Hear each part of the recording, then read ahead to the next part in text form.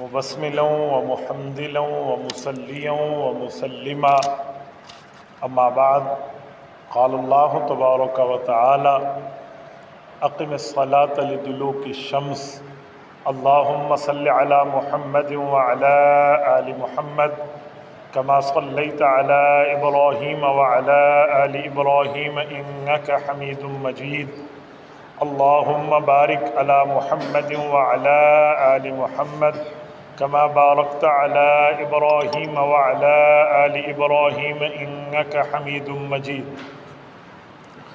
میرے معزز دوستو، آج 1 نومبر 2024 اور اسلامی اعتبار سے 28 ربیع الثانی 1446 ہجری ہے۔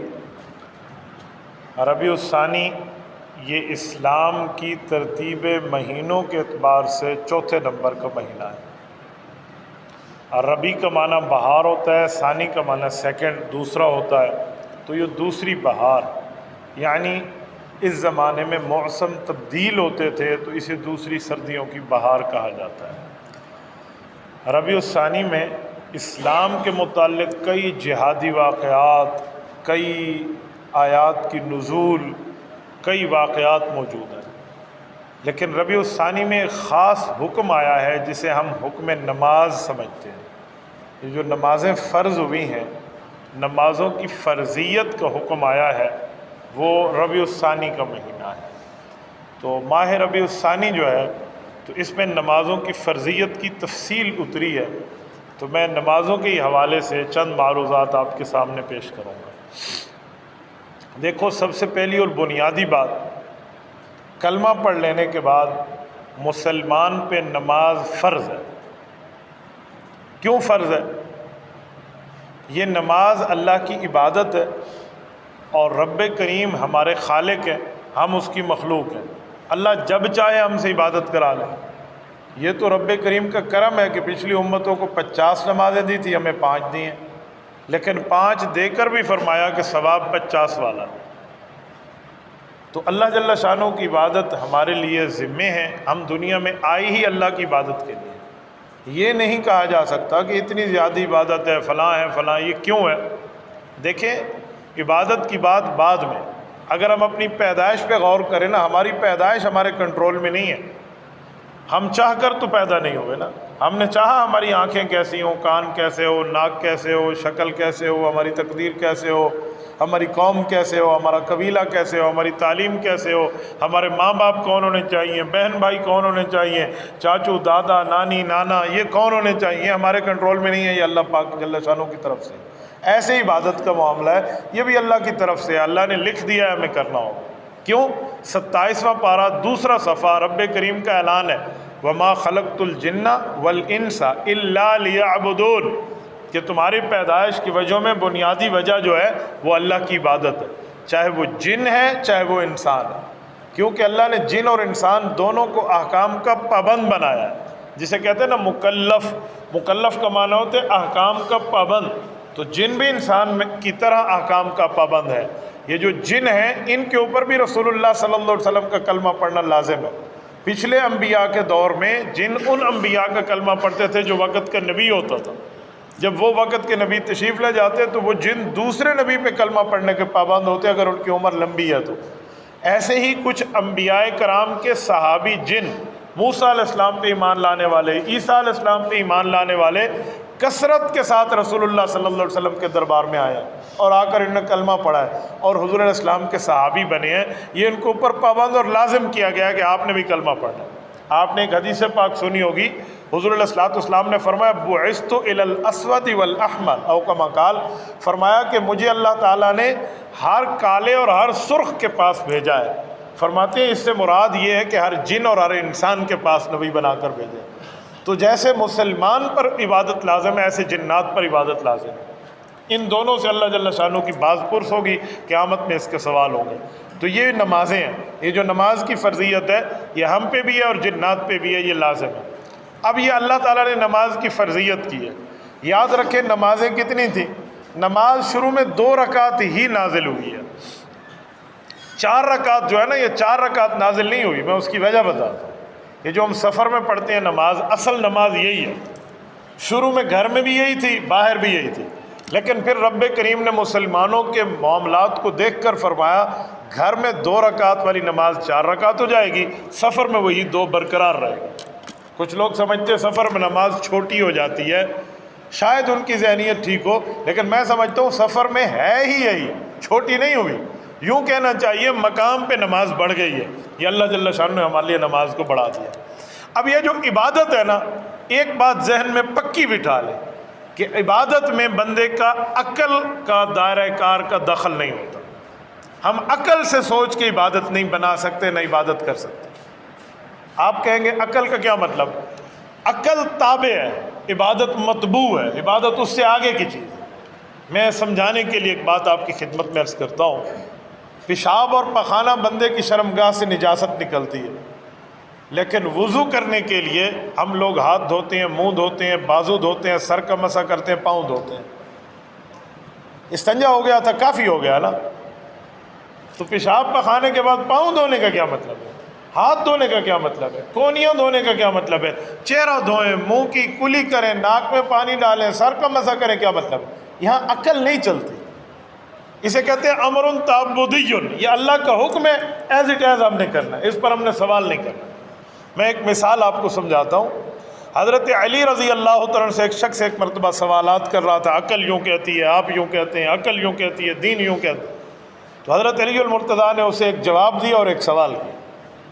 حضرت علی نے فرمایا کہ ہم کبھی دین کو عقل کے تابع نہیں کرتے، ہم عقل کو تابع بناتے ہیں دین کے۔ انہوں نے کہا جی کیسے؟ فرمایا ہمارے نبی پاک علیہ الصلوۃ والسلام نے موزوں پر مسح کیا، جیسے ہم سردی میں موزے پہ مسح کر لیتے ہیں، تو فرمایا حضور علیہ السلام نے ہمیں مسح پاؤں کے اوپر سے کرنا سکھایا۔ انہوں نے کہا جی ہاں۔ تو فرمان لگے حضرت علی کہ عقل تو کہتی ہے کہ پاؤں نیچے سے گندا ہوتا ہے، تو صاف تو نیچے سے کرنا چاہیے۔ تو کہا ہم نے عقل کی بات ماننی ہوتی تو ہم نیچے سے مسح کرتے، ہم نے شریعت کی بات مانی ہے، اس لیے پاؤں کے اوپر سے مسح کرتے۔ تو پتہ چلا عقل کا معاملہ یہاں ہم نے نہیں چلانا، ہم نے شریعت کو دیکھنا۔ اور پھر ایک سوال کیا کہ جی تم سمجھتے ہو کہ انسان کی طاقت ہے لہٰذا ہم اپنی عقل کے مطابق چلیں؟ کہا تمہاری طاقت ہے، کھڑے ہو جاؤ۔ وہ کھڑا ہو گیا، کہا جی ایک پاؤں اٹھاؤ۔ اس نے ایک پاؤں اٹھائے رکھا، فرمایا یہ پاؤں یہاں رہے، اس کو نیچے نہیں رکھنا، اور اب دوسرا اٹھاؤ۔ تو ایک وقت میں دونوں پاؤں بندہ کہاں اٹھا سکتا ہے؟ انہیں کہ دونوں نہیں اٹھتے۔ کہا اتنی طاقت ہے تمہاری، بولتے کائنات کے خالق پہ ہو، اعتراض تمہارا اللہ کی ذات پر ہے۔ یعنی اتنا ہی بندے کے لیے اپنا قدرت کا معاملہ نہیں ہے کہ میں ایک پاؤں اٹھا کے رکھوں اور دوسرا اٹھا لوں، مجھے دوسرے اٹھانے کے لیے پہلے کو نیچے رکھنا لازم ہے۔ تو خالق کائنات پہ ہم کیا بات کریں گے؟ یاد رکھیں یہ جو عقل کی ہم بات نہیں مانتے نا، اس کی بھی ایک لاجک اور وجہ ہے۔ آپ کہیں گے کون سی؟ عقل مخلوق ہے، اللہ خالق ہے، تو خالق کی طاقت زیادہ ہے یا مخلوق کی زیادہ ہے؟ ایک لفظ لوگ کہتے ہیں نا ہماری زبان میں کہ صحیح یہ تو ہتھاں دا جمع ہوا ہے، کسی کے بندے کے بارے میں کہتے ہیں یہ تو ہمارے ہاتھوں کا پلا بڑا ہے۔ جب ہاتھوں کا پلا بڑا ہم کہتے ہیں، یہ مطلب ہوتا ہے کہ بڑے کا تجربہ اور ایکسپیرینس اس سے کافی زیادہ ہے، یہ تو چھوٹے ہیں کیا پتہ۔ تو بھئی عقل تو مخلوق ہے، اس کا تو کوئی معاملہ ہی نہیں ہے، اور اب خالق ہے۔ سنیں میں ایک جملہ سمجھانے کے لیے کہتا ہوں، کہتے ہیں جہاں عقل کی حد ختم ہوتی ہے نا، یہاں تک عقل سوچ سکتی ہے، اینڈ آ گیا، لائن آف کنٹرول ہے، آگے عقل نہیں سوچ سکتی۔ کہتے ہیں اس جگہ سے خالق کی ربوبیت کی حدیں شروع ہوتی ہیں۔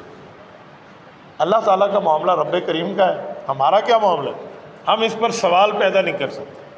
سائنسدانوں میں دیکھیں نا تو وہ اس پر کئی سوالات پیدا کرتے ہیں کہ چھوٹا سا آم ہے، اس کو تو اللہ نے اوپر لٹکا کے رکھا ہے درخت کے ساتھ، اتنا بڑا تربوز ہے اسے زمین پہ رکھا ہے، تو اس کی کئی وجہیں بتاتے ہیں۔ وہ کہتے ہیں اگر تربوز درخت کے اوپر لٹکا ہوا ہوتا جیسے آم اور سیب لٹکے ہوئے ہیں، تو ہوا سے اگر وہ گرتا تو کسی کا سر بھی نہ بچتا۔ تو یہ تو انہوں نے اب بات نکالی ہے نا، اس کی کئی وجہیں اور بھی ہو سکتی ہیں۔ تو ہم عقل کے پابند نہیں ہیں، ہم نے اس پہ نہیں سوچنا بھی اللہ نے کیسے کیا، بھی اللہ نے جیسے کیا ہے ویسے ہی کیا۔ یاد رکھیں عقل پہ بندہ شکست کھا جائے گا، شریعت پہ کبھی شکست نہیں کھائے گا۔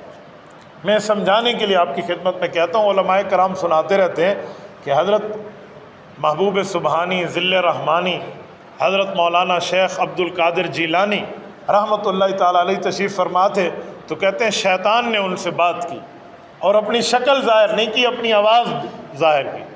اور آواز اس نے کیا ظاہر کی؟ وہ ایسے لفظ بولنے لگا شیطان تاکہ یہ سمجھے کہ اللہ کی بات ہے، نعوذ باللہ من ذالک۔ شیطان نے ایک کونے سے آواز دے کے کہا اوے میرے بندے عبد القادر، اب ظاہری بات ہے یہ لفظ تو خدا کا ہی ہے نا جو وہ بول رہا ہے، تو ظاہری بات ہے بندہ متوجہ ہوگا۔ کہا جی تیری عبادتیں، تیری ریاضتیں، تیری نیکیاں، تیری اچھائیاں، تیری بھلائیاں ہمیں قبول ہو گئی ہیں، بس آج کے بعد تیرے اوپر عبادت ختم، تیرے اوپر لازم نہیں ہے۔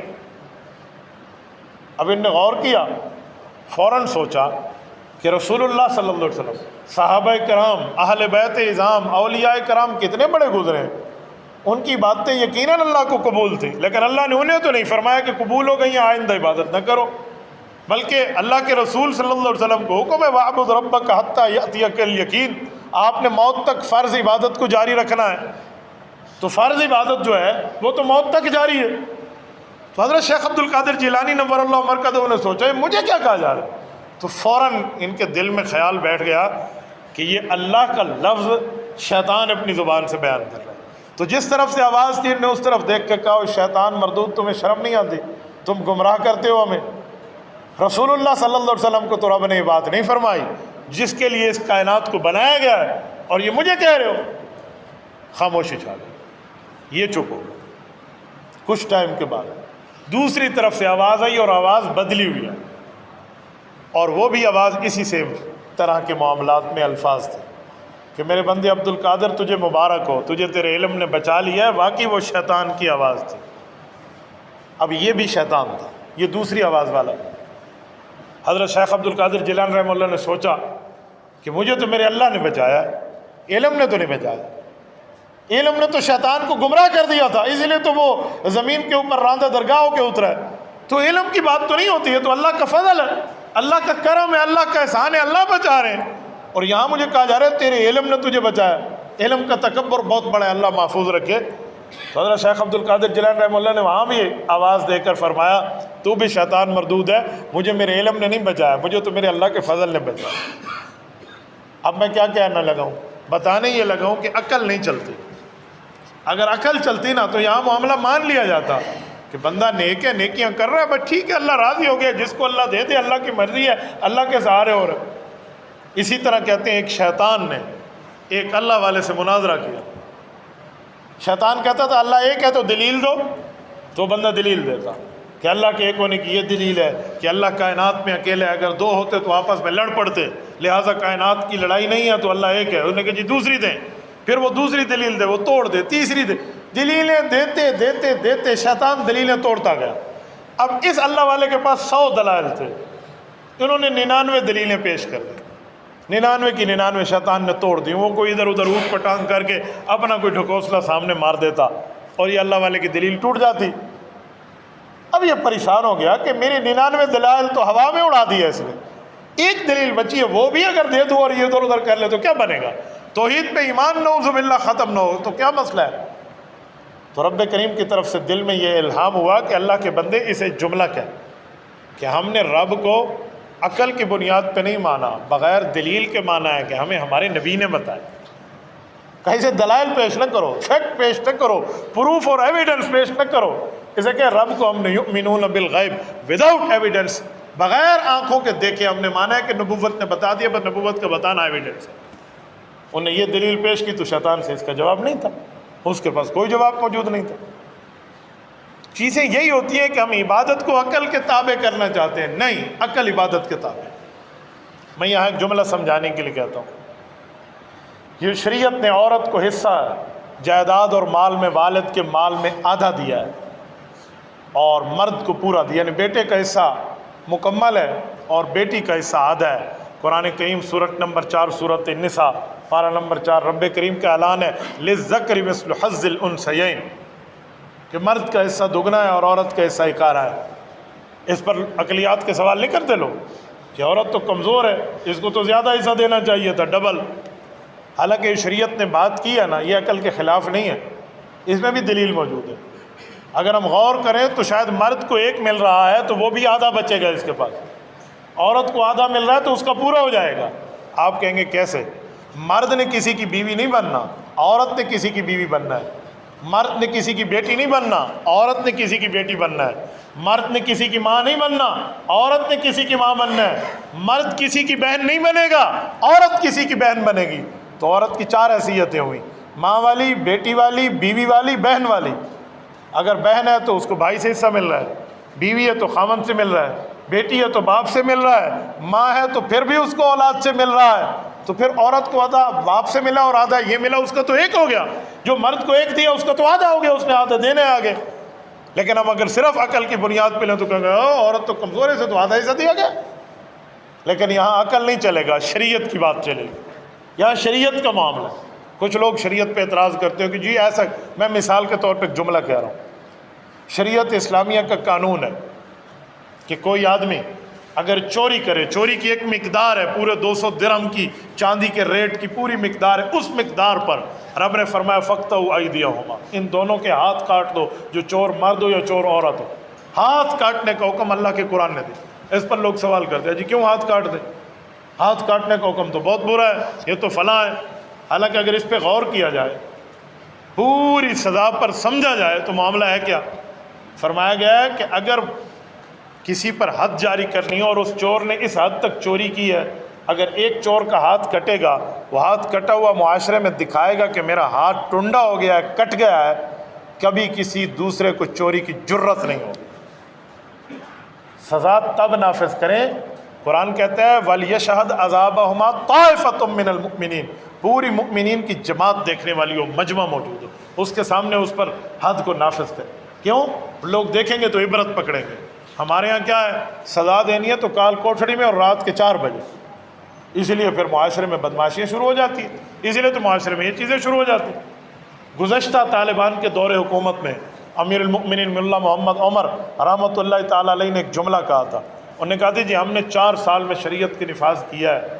کہا میرے پورے 4 سال کا آپ سلیبس اور ساری ترتیبیں اور جو میرے ملک میں نافذ ہیں اس کے نتائج نکال لیں، اور امریکہ کو کہا کہ تم صرف اپنے 4 گھنٹے کا نظام نکال لو، میرے 4 سال میں اتنی بدعنوانی اور چوریاں نہیں ہیں جو تمہارے 4 گھنٹے میں۔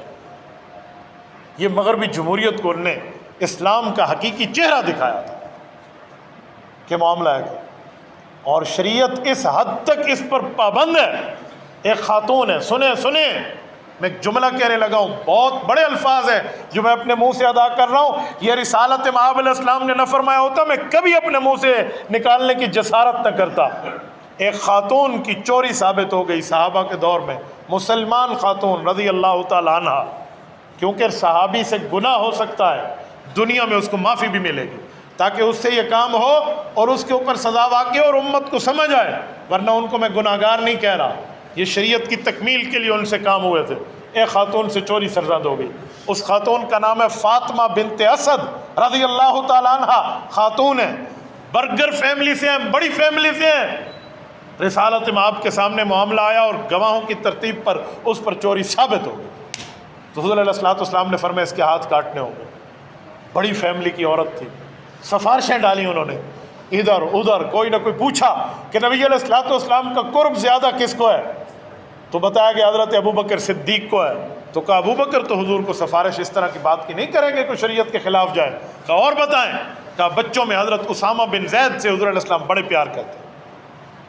یہ ایک صحابی ہیں اسامہ بن زید رضی اللہ تعالیٰ عنہ، فرمایا ان سے بڑا پیار ہے حضور کو، چھوٹے بچے ہیں، کہا ان کو لے جائیں، ان سے سفارش کرائیں، اور وہ لے آئے۔ حضرت اسامہ کے لیے لفظ ہے وَكَانَ حِبُّ رسول اللہ صلی اللہ علیہ وسلم، یہ رسول اللہ کے محبوب بچوں میں ایک بچے تھے۔ حضور علیہ السلام کا کئی بچوں سے پیار ہے، اہل بیت سے بھی، صحابہ سے بھی، ان میں حضرت اسامہ کا بڑا نام ہے۔ اس کی بھی ایک وجہ بتاؤں کہ حضرت اسامہ کی والدہ کا نام برکت ام ایمن ہے، اور یہ وہ خاتون ہے جب رسول اللہ کی اماں حضرت آمنہ رضی اللہ عنہا فوت ہوئی ہیں تو کل 3 افراد تھے، ایک اللہ کے رسول تھے، عمر 6 سال پوری تھی، 7واں سال شروع تھا، ایک حضرت ام آمنہ تھی، ایک ام ایمن تھی۔ ان میں ام آمنہ کا انتقال ہوا، ان دو نے حضرت رسول اللہ اور ام ایمن نے حضرت آمنہ کو قبر میں رکھا ہے۔ ابوا میں حضرت آمنہ کی قبر مبارک ہے۔ ابوا مکہ اور مدینہ کے درمیان میں ایک بستی ہے، یہ پرانے طریقے ہجرت پہ آپ جائیں تو مستورہ سے 22 کلومیٹر اندر جائیں، ابوا ہے۔ میں اس دفعہ اپنے سفر عمرہ میں 10ویں مرتبہ حضرت اماں آمنہ رضی اللہ تعالیٰ عنہ کے قدموں میں حاضری دی۔ میں اللہ کے گھر میں بیٹھا ہوں، لا الہ الا اللہ محمد الرسول اللہ، مجھے اللہ کی عزت کی قسم، مصطفیٰ کی عظمت کی قسم، جتنا بندے کو سکون رسول اللہ کی اماں کے قدموں میں بیٹھ کے آتا ہے نا، میں نے ایسا سکون اور کہیں نہیں دیکھا۔ اللہ کی قسم ہے جتنی قسم اٹھاؤں اس پہ کم، جتنی قسم، اتنا سکون ہوتا ہے کہ سرکار دو جہاں کی والدہ کے قدموں میں بندہ بیٹھا ہے۔ بہرحال تو یہ ام ایمن تھی، ان کے بیٹے ہیں حضرت اسامہ، ان سے حضور کو بڑا پیار تھا، بہت پیار تھا۔ تو وہ خاتون والے جن کے ہاں چوری سرزد ہو گئی، وہ ان کو حضور کے سامنے لائے کہ سفارش کر لیں۔ اللہ کے رسول صلی اللہ علیہ وسلم سے حضرت اسامہ نے اپنے وہ بچوں والے الفاظ میں، جسے ٹوٹے پھوٹے الفاظ کہتے ہیں، پیار کے الفاظ کہتے ہیں، اس پہ سفارش کی۔ تو نبی علیہ الصلوۃ والسلام اچانک سیریس ہو گئے، چہرہ مبارک بالکل سیریس ہو گئے، یعنی بچوں سے پیار کرتے وقت جو اسماعیلی بندہ اپنا فیس رکھتے ہے وہ ختم، اور فرمایا یا اسامہ اتشفع فی حدود اللہ، اسامہ تو سفارش کر رہا ہے میں اللہ کے حکم کو توڑ دوں۔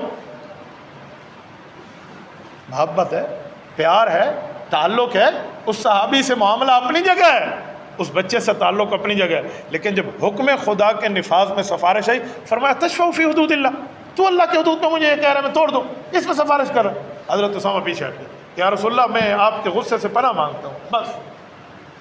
اور پھر نبی علیہ السلام نے جو لفظ ارشاد فرمایا، جسے میں نے کہا کہ یہ حدیث نہ ہوتی نا، میں اپنا زبان میری کٹ جائے میں جملہ نہ کہوں، حضور نے فرمایا یہ تو فاطمہ بنت اسد ہے، یہ اسد کی بیٹی فاطمہ ہے، اس کے میں نے ہاتھ کاٹنے کا حکم دیا چوری پہ۔ اور فرمایا اگر فاطمہ بنت محمد بھی ہوتی نا، خاتون جنت، جنت کے سرداران نوجوانوں کے حضرت حسن حسین، ان کی اپنی جنت بھی اماں فاطمہ کے قدموں میں جو والدہ ہیں، ان کا فرمایا اپنی چوتھی اور چہیتی بیٹی حضرت فاطمہ رضی اللہ عنہ کی آمد پہ حضور گھر میں کھڑے ہو جاتے تھے۔ اسی لیے فاطمہ کا لقب زہرا ہے، زہرا پھول کو کہتے ہیں، پھول سے خوشبو بکھرتی ہے، ان سے نسل محمدی دنیا میں سیدات عام ہے۔ فرمایا اگر فاطمہ بنت محمد بھی چوری کرتی نا اور یہ معاملہ ثابت ہو جاتا تو میں لقطعت یدہا، میں اس کے ہاتھ بھی کاٹنے کا حکم جاری کرتا۔ اب کوئی اس پر سفارش کی بات کرے، جی عقل یہ کہتی ہے، فلاں یہ کہتے، فلاں یہ، بھئی معاشرے میں ناسور ختم کرنا ہے تو شریعت کی نفاذ کرنا ہوگا۔ تبھی میں نے آپ کو کہا کہ عقل کے معاملات نہیں چلائیں گے، بس شریعت نے جہاں دیا وہاں چلائیں۔ تو نماز فرض ہے، اس فرضیت میں عقل نہیں چلائیں۔ آج رکعتیں کم کر لیں، آج زیادہ کر لیں، بڑھا لیں۔ میں ایک جملہ کہنے لگا ہوں، سنیں مجھے ذرا غور سے آپ جواب دینا، یہ گفتگو کے خلاصوں میں ایک خلاصہ ہے۔ ہم جو پہلا کلمہ طیبہ پڑھتے ہیں، یہ مکمل کلمہ ذرا آپ پڑھیے اپنی زبان سے، لا الہ الا اللہ محمد الرسول اللہ، پورا کلمہ ہے یا نہیں ہے؟ اصلی کلمہ اسلام ہے۔ جب ہم اذان دے رہے ہوتے ہیں، اذان کا آخری لفظ کیا ہے؟ لا الہ الا اللہ۔ آگے ہے کیوں لفظ محمد الرسول اللہ مؤذن کیوں نہیں کہتا؟ کیا یہ کلمے کا حصہ نہیں ہے؟ محمد الرسول اللہ کا معنی ہے محمد از فاصل آف اللہ، رسول اللہ صلی اللہ علیہ وسلم اللہ کے رسول ہیں۔ آپ مجھے بتائیں حضور رسول ہیں یا نہیں؟ مؤذن کا عقیدہ ہے یا نہیں ہے؟ تو مؤذن کو کہنا چاہیے لا الہ الا اللہ کے بعد محمد الرسول اللہ، وہ کہے، وہ نہیں کہے گا، کیوں؟ یہاں عقل نہیں چلے گی، یہاں مصطفیٰ کا حکم چلے گا۔ حضور پاک علیہ السلام نے حضرت بلال کو لا الہ الا اللہ تک سکھایا ہے، آگے اللہ کے رسول نے نہیں سکھایا۔ تو اس دھرتی کے سب سے افضل فرض جس کو افضل البشر بعد الانبیاء کہتے ہیں، وہ ابو بکر صدیق بھی سے ایک لفظ بھی آگے نہیں بڑھا پا۔ ہم کون ہیں ہم بڑھا پائے؟ تو شریعت میں عقل نہیں چلتی۔ اب کوئی کہ ادھا کلمہ پڑھ دے کھڑوتے ہوئے صاحب، آدھا کلمہ پڑھ رہے، پورا پڑھ لیں، ثواب کا کام ہے۔ لوگ کہیں گے پورا کلمہ پڑھنا ثواب ہے، پر ادھر اتنا پڑھنا ثواب ہے جتنا مدنی کریم نے سکھایا ہے۔ تو پتہ چلا عبادات میں عقل نہیں چلتی، بس جو حضور نے بتا دی۔ اور نمازیں فرض ہے نا، اور یاد رکھیں قرآن کا اعلان ہے ان الصلاۃ کانت علی المؤمنین کتابا موقوتا، اللہ فرماتے ہیں میں نے نماز تمہارے اوپر وقت مقررہ پہ فرض کی ہے، مقرر وقت اللہ نے کی ہے۔ یہ جو ہم اوقات مقررہ لکھ دیتے ہیں، نماز کے اوقات لکھے ہوئے ہیں، یہ جو ہمارے لیے گھڑیال لگے ہوئے ہیں، یہ ہم نے مقرر نہیں کی ہے، یہاں سے یہاں تک ٹائم ہے، یہ اللہ نے بتایا، اس دوران ہم کسی وقت نماز پڑھ لیتے ہیں۔ ہمارے یہاں یہ ہے، ورنہ امام یا مولوی یا کوئی مفتی یا کوئی عالم یا محدث فقیہ نماز کے اوقات مقرر نہیں کرے گا، وہ اللہ رسول نے بتا دی۔ اللہ تعالیٰ آپ کو مکہ مکرمہ لے جائے، اللہ آپ کی برکت سے ہمیں بھی لے جائے۔ مجھے یہ سعادت ملی ہے، میں آپ کو سمجھانے لگا ہوں، ذرا غور کرتا۔ جو حضرات کعبہ شریف کو بالکل قریب سے دیکھے ہوئے ہیں نا وہ سمجھیں گے۔ جب آپ کعبۃ اللہ کو جو منہ کریں گے اور ملتزم آپ کے سامنے ہے، یعنی دروازہ، اس کے نیچے جو بالکل بیس ہے جہاں پر آ کر غلاف بنا ہوا ہوتا ہے، ملتزم کے ساتھ چھوٹے چھوٹے پتھر وہاں بیس میں لگے ہوئے ہیں، براؤن قسم کے، کوئی 8 10 12 پتھر ہیں۔ یہ پتھر وہ ہیں جس مسلح پر حضور علیہ الصلوۃ والسلام اور حضرت جبرائیل ٹھہرے تھے، اور اللہ نے حضرت جبرائیل کو بھیجا تھا کہ جائیں حضور علیہ الصلوۃ والسلام کو نمازوں کے اوقات بتائیں۔ تو جبرائیل اور اللہ کے رسول نے نماز پڑھی ایک دن تمام نمازوں کے شروع وقت میں، دوسرے دن نماز پڑھی تمام نمازوں کے آخر وقت میں، اور پھر فرمایا اس کے درمیان نماز کا وقت ہے۔ مثلا صبح کی نماز کا وقت اس وقت شروع ہوتا ہے جب صبح صادق ہے، اور ختم کب ہو رہا ہے؟ جب اشراق کا وقت شروع ہو رہا ہے۔ تو اس کے دوران جب بھی آپ پڑھنا چاہیں۔ ظہر کب شروع ہوتی ہے؟ زوال کے بعد۔ اور ظہر کب ختم ہوتی ہے؟ فرمایا جب 2 مثل سایہ ہو جائے، یعنی اذان عصر تک، اذان عصر تک ظہر رہتی ہے۔ فرمایا اس کے دوران پڑھ لیں۔ ہاں بہتر ہے کہ آپ سردیوں میں پہلے پڑھ لیں، گرمی میں تھوڑا دیر کر کے پڑھیں، یہ مصنون طریقہ ہے۔ عصر کب تک ہے؟ فرمایا عصر 2 مثل ہونے کے بعد شروع ہے۔ کب تک ہے؟ فرمایا غروب شمس تک ہے، آفتاب کے ڈوبنے تک ہے۔ اس دوران جب بھی آپ پڑھ لیں، لیکن بہتر ہے لیٹ نہ کریں، جلدی ہی پڑھ لیں۔ نبی علیہ السلام نے عصر کو جلدی پڑھنے کی ترغیب دی۔ اچھا مغرب اور عشاء کا وقت کیا ہے؟ فرمایا مغرب کا وقت وہ ہے جب سورج ڈوبتا ہے۔ کب تک؟ جب تک شفق احمر طلوع نہیں ہو جاتی۔ یہ کم از کم کوئی 1.25 گھنٹے 1.5 گھنٹے کا ٹائم ہوتا ہے مغرب کا۔ اس دوران آپ جب بھی چاہیں پڑھ لیں، لیکن اگر آپ مقام پہ گھر میں موجود ہیں، کوئی عذر نہیں ہے تو فوراً پڑھ لیں۔ رسول اللہ صلی اللہ علیہ وسلم نے مغرب فوراً پڑھی ہے، لیکن اگر سفر میں ہے یا کوئی عذر ہے تو بندہ عشاء سے پہلے مغرب پڑھ سکتا ہے۔ اور عشاء کی نماز کا وقت کیا ہے؟ فرمایا شفق احمر طلوع ہو گئی ہے، 1.5 گھنٹہ تقریباً گزر چکا ہے، مغرب کو اب عشاء شروع ہو گئی ہے۔ کب تک؟ جب تک صبح کی اذان نہیں آتی۔ تہجد کے وقت تک بھی عشاء کا نماز کا وقت رہتا ہے۔ یہ وقتوں میں ایک دن شروع میں پڑھائی جبرائیل نے، ایک دن آخر میں پڑھائی۔ فرمایا درمیانی ٹائم نماز کے۔ جس مسلح پہ پڑھائی نا، یہ اسی مسلح کے پتھر ہیں جو کعبۃ اللہ شریف میں لگے ہوئے۔ ٹھیک ہے، تو یہ اوقات تو اللہ رسول نے بتائے ہیں، ہمارے بتائے ہوئے نہیں، تو اس لیے نماز کو مقررہ وقت پہ پڑھیں۔ یہاں ایک میں مسئلہ بیان کرنا ضروری سمجھتا ہوں۔ آج کل ہم سے لوگ پوچھتے بھی ہیں، کال پہ بھی پوچھتے ہیں، ویسے بھی لوگ پوچھتے ہیں۔ جی حدیث پاک میں رسول اللہ صلی اللہ علیہ وسلم نے ایک مرتبہ نمازوں کو جمع کیا تھا۔ میں نے کہا جی ہاں، حج پہ کیا ہے۔ تو آپ بھی حج پہ جب تشریف، اللہ آپ سب کو حج پہ لے جائے، اپنی فیملی سمیت لے جائے، اس میں جتنی رکاوٹیں اپنے کرم سے اللہ رکاوٹوں کو دور فرمائے، حج پہ آپ جائیں تو 2 نمازیں اکٹھی پڑھیں عرفہ کے دن۔ ہم نے بھی الحمدللہ پڑھی ہیں، آپ بھی پڑھیں۔ تو کہتے ہیں مدینے میں بھی ایک دن اللہ کے رسول صلی اللہ علیہ وسلم نے نماز اکٹھی کی تھی، تو 2 نمازیں ایک ٹائم پہ پڑھی تھیں، اور یہ بھی حدیث ہے اور ٹھیک حدیث ہے۔ میں اس کی تشریح کرنے لگا ہوں کہ اس کا مطلب کیا ہے۔ تو لوگ سمجھتے 2 نمازیں ایک وقت پہ پڑھ لو، عذر کیا ہے؟ اجی میں گاڑی پہ جا رہا ہوں، یہ گاڑی والا روکے گا نہیں، مجھے پتہ ہے یہ بڑی سخت کمپنی ہے، 2 نمازیں ایک وقت میں پڑھ لوں۔ اچھا میں گاڑی میں بیٹھا رہا، نماز نہیں پڑھ سکا، خواتین ہیں راستے میں، ان کو مسجد نہیں ملتی، وہ گھر آ کے ساری اکٹھی پڑھ لیں، یہ گناہ کا کام، غلط ہے۔ نماز وقت پہ پڑھنا فرض ہے۔ آج کل تو کمپنی نے باقاعدہ لکھا ہوا ہے کہ آپ نماز کے لیے رکوا سکتے ہیں۔ بھائی پولیس کی تفتیش کے لیے چوکی پہ رک سکتی ہے، تو اللہ کے لیے 2 رکعت پڑھنے میں موت پڑتی ہے، تو وہاں بالجبر رکوایا گیا، ورنہ ایسی ٹرانسپورٹ میں سفر کرنے کی ضرورت ہی نہیں ہے۔ تو میں ایک جملہ سمجھاؤں، جو رسول اللہ صلی اللہ علیہ وسلم نے 2 نمازیں جمع کی، اس کا کیا مطلب ہے؟ سنیں، اس جمع کا یہ مطلب نہیں ہے کہ حضور پاک نے عصر کے وقت میں دونوں نمازیں پڑھ لی، ظہر بھی پڑھ لی، عصر بھی پڑھ لی، یا مغرب کے وقت میں دونوں پڑھ لی، مغرب بھی پڑھ لی، عشاء بھی پڑھ لی، یا عشاء کے وقت میں دونوں پڑھ لی کہ مغرب پڑھ لی، عشاء پڑھ لی، یوں نہیں ہے۔ یہ جمع صورتاً ہے۔ جمع رسول اللہ صلی اللہ علیہ وسلم بین الصلاتین بغیر سفر و بغیر مطر و بغیر خوف۔ یہ حدیث پاک ہے کہ حضور نے بغیر خوف کے، بغیر عذر کے، بغیر سفر کے، بغیر بارش کے گھر میں 2 نمازوں کو جمع کیا۔ کیا مطلب؟ حضور علیہ الصلوۃ والسلام نے ایک نماز کو اس کے آخری وقت ختم ہونے سے تھوڑا وقت پہلے پڑھی، اور دوسری نماز کو شروع ہونے میں بالکل پڑھی۔ میں سمجھانے کے لیے کہنے لگا ہوں، توجہ رکھنا۔ مثلا ظہر اور عصر اگر جمع کرنی ہے تو اس کی ٹھیک اور صحیح ترتیب سنت کے مطابق درست ترتیب یہ ہے کہ اگر ظہر کا وقت آج کی تاریخ میں کہنے لگا، آج کی تاریخ میں ظہر کا وقت اگر 3:50 پہ ختم ہو رہا ہے، آج 2024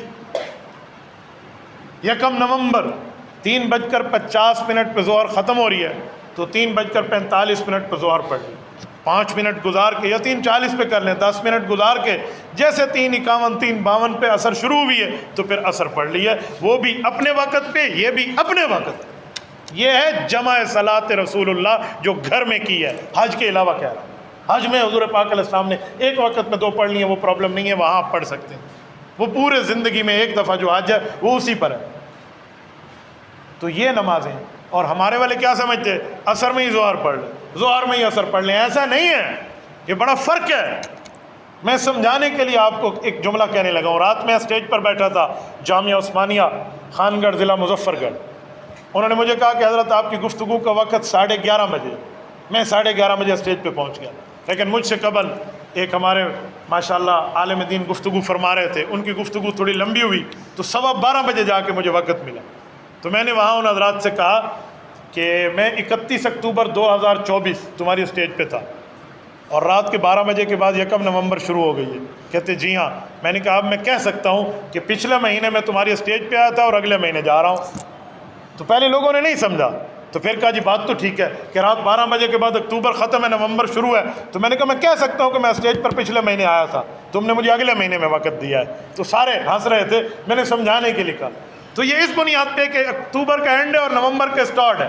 رسول اللہ صلی اللہ علیہ وسلم نے جو 2 نمازیں جمع کی ہیں، ایک نماز کا ٹائم اینڈ ہے، اس سے پہلے پڑھ لی، دوسری کا اسٹارٹ ہے اس کے شروع ہونے کے بعد پڑھ لی۔ یہ اگر آپ کبھی پڑھنا چاہیں تو جائز ہے، آپ گھر میں بھی پڑھ سکتے ہیں، لیکن اس طرح جمع صورتاً، جمع حقیقتاً نہیں ہے۔ اگر جمع حقیقتاً ہوتی نا تو پھر ایک وقت میں حضور 5 نمازیں پڑھ لیتے نا اکٹھی، ظہر میں 5 ہو جائے، فجر بھی ہو جائے، ظہر بھی ہو جائے، عصر بھی ہو جائے، مغرب بھی ہو جائے، عشاء بھی ہو جائے، 5 ہو جائے۔ نہیں، جو 2 جمع ہے نا، یہ اشارہ دے رہا ہے کہ ایک کا اینڈ ہے، دوسرے کا اسٹارٹ، ایک کا ختم ہے، دوسرے کا شروع ہے۔ تو یہ 2 جمع، ایک شخص نے مجھے ایک دن کہا حضور علیہ السلام نے جمع کی تھی، آپ اس جمع کو نہیں مانتے ایک وقت میں 2 پڑھ لیں؟ میں نے کہا 2 جمع کی ہیں، 3 کیوں جمع نہیں کی؟ اب میرے چہرے کو دیکھنے لگا، کیا مطلب؟ میں نے کہا یار اگر جمع ہی کرنی ہے تو 3 جمع کرو، کیڑی موت پوندی ہے تو آگوں 3 جمع کر لو، 4 جمع کر لو، نمازیں 5 کر لو، یہ 2 جمع اکٹھی کیوں کی ہیں؟ کہتے میں سمجھا نہیں ہوں۔ میں نے کہا 2 کا مطلب یہی ہے کہ ایک اینڈ ہے، دوسرا اسٹارٹ ہے، یوں 2 ہو سکتی ہیں، تیسری نہیں ہو سکتی، ورنہ تیسری ہو جاتی وہ دوسرے کے ٹائم میں نماز آ جائے گی، اس لیے حضور علیہ السلام نے یوں نہیں کیا، یوں کیا ہے۔ تو پھر جا کے بات عقل لگی کہ مسئلہ یہ ہے۔ تو ربیع الثانی میں نمازوں کی فرضیت ہوئی تھی، اسی مہینے کا یہ آخری جمعہ تھا، ربیع الثانی 1446 ہجری کا۔ تو میں نے اسی حوالے سے چند باتیں آپ کی خدمت میں رکھی ہیں۔ اللہ آپ کو اور ہمیں اللہ اپنی عبادت کی توفیق عطا فرمائے، اللہ تعالیٰ آپ کو اور ہمیں دین اسلام پہ مضبوط رہنے کی توفیق عطا فرمائے۔ اقول قولی ھذا واستغفر اللہ وآخر دعوانا ان الحمد للہ رب العالمین۔